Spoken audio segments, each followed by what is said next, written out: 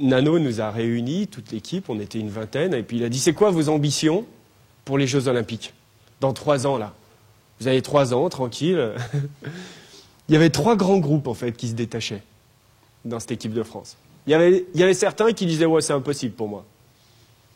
Je suis trop jeune, ou je suis trop vieux, je suis trop ci, je suis pas assez, je suis trop gros, je suis trop maigre, je suis mal, enfin, voilà.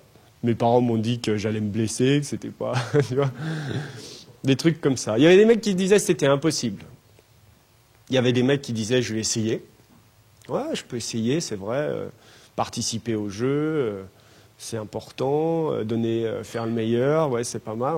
En tout cas, je vais essayer. Puis on était 2 et il y en avait un qui a dit, moi je veux être sur le podium, je veux être champion olympique. Et puis moi j'avais dit, je vais être champion olympique. Alors, bon, les mecs me regardaient en disant, bon.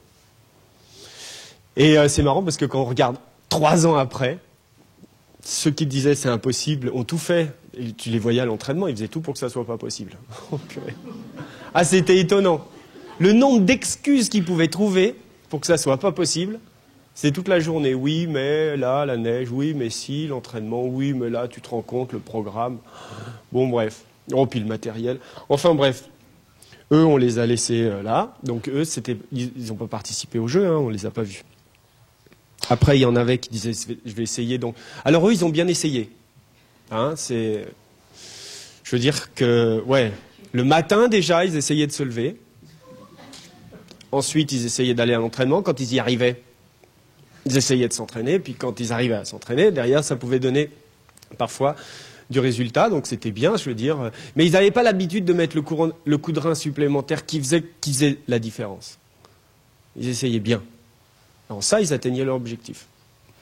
Et puis quand on regarde le résultat à la fin, Olivier qui avait dit, ouais, moi je veux faire quelque chose et tout, il est fini 2e sur le podium et puis moi j'ai gagné. Et ça me fait dire quand même que c'est marrant, on atteint toujours les objectifs qu'on se fixe. Et quand on se dit que c'est impossible, on atteint l'objectif, quoi, de prouver que c'est impossible. Et moi, il faut prouver que c'était impossible. Je vais y venir à vos questions. Et puis ceux qui disaient je vais essayer, on voyait bien que voilà, leur objectif était d'essayer. Leur objectif étant d'essayer, ils ont bien essayé. Puis ceux qui voulaient le faire, ceux qui allaient le faire, ils l'ont fait. Et voilà, ça me fait dire que finalement, ce qui conditionne le champion, c'est pas la fin, c'est pas le résultat qu'on obtient à l'arrivée, mais c'est peut-être déjà ce qu'on veut au départ, ce qu'on veut au début. Et dans ce qu'on veut au début, il y a énormément de choses, quoi. Et il n'y a pas ce qu'on veut en termes de volonté. Hein. Quand on dit souvent, quand on veut, on peut. Moi, je n'ai pas envie de vous dire que quand on veut en termes de volonté, on y arrive. J'ai envie de vous dire quand on veut, on y arrive, c'est parce qu'on veut en termes de désir, avant tout, quoi. Et je pense que le palmarès que j'ai obtenu, je l'ai obtenu parce que j'avais vraiment le désir de remporter ces courses-là, quoi, de remporter chaque compétition, de donner le meilleur de moi-même à chaque compétition, avec un moyen extrêmement puissant qui était le plaisir.